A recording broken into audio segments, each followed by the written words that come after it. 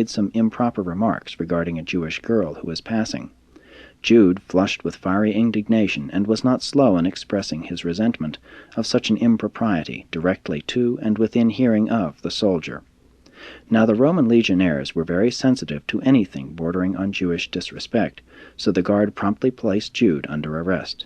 This was too much for the young patriot, and before Jesus could caution him by a warning glance, he had delivered himself of a voluble denunciation of pent-up anti-Roman feelings, all of which only made a bad matter worse. Jude, with Jesus by his side, was taken at once to the military prison.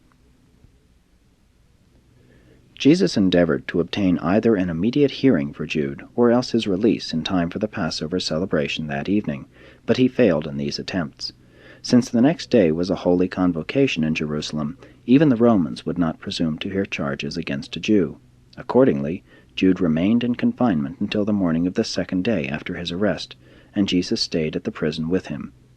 They were not present at the temple at the ceremony of receiving the sons of the law into the full citizenship of Israel. Jude did not pass through this formal ceremony for several years, until he was next in Jerusalem at a Passover and in connection with his propaganda work in behalf of the Zealots, the patriotic organization to which he belonged and in which he was very active.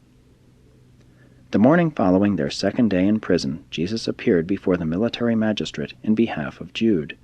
By making apologies for his brother's youth, and by a further explanatory but judicious statement with reference to the provocative nature of the episode, which had led up to the arrest of his brother, Jesus so handled the case that the magistrate expressed the opinion that the young Jew might have had some possible excuse for his violent outburst. After warning Jude not to allow himself again to be guilty of such rashness, he said to Jesus in dismissing them, "You had better keep your eye on the lad. He's liable to make a lot of trouble for all of you." And the Roman judge spoke the truth. Jude did make considerable trouble for Jesus, and always was the trouble of this same nature, clashes with the civil authorities because of his thoughtless and unwise patriotic outbursts. Jesus and Jude walked over to Bethany for the night, explaining why they had failed to keep their appointment for the Passover supper, and set out for Nazareth the following day. Jesus did not tell the family about his young brother's arrest at Jerusalem, but he had a long talk with Jude about this episode some 3 weeks after their return. After this talk with Jesus, Jude himself told the family. He never forgot the patience and forbearance his brother-father manifested throughout the whole of this trying experience. This was the last Passover Jesus attended with any member of his own family. Increasingly, the Son of Man was to become separated from close association with his own flesh and blood.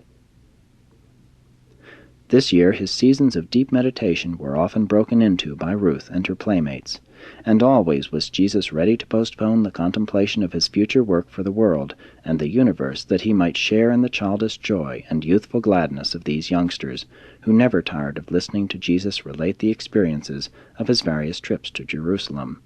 They also greatly enjoyed his stories about animals and nature.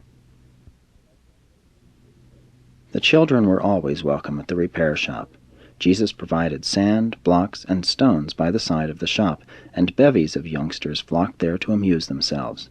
When they tired of their play, the more intrepid ones would peek into the shop, and if its keeper were not busy, they would make bold to go in and say, "Uncle Joshua, come out and tell us a big story." Then they would lead him out by tugging at his hands until he was seated on the favorite rock by the corner of the shop, with the children on the ground in a semicircle before him. And how the little folks did enjoy their Uncle Joshua. They were learning to laugh, and to laugh heartily. It was customary for one or two of the smallest of the children to climb up upon his knees and sit there, looking up in wonderment at his expressive features as he told his stories. The children loved Jesus, and Jesus loved the children.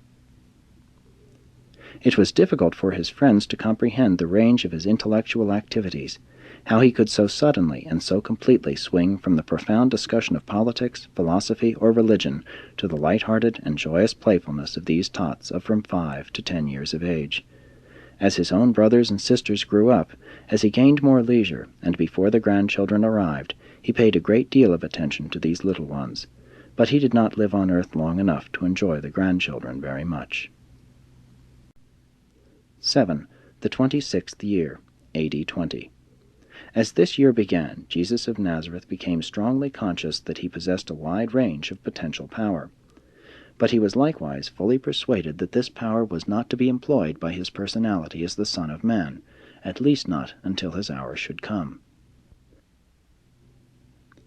At this time he thought much but said little about the relation of himself to his Father in heaven, and the conclusion of all this thinking was expressed once in his prayer on the hilltop when he said, "Regardless of who I am, and what power I may or may not wield, I always have been, and always will be, subject to the will of my Paradise Father."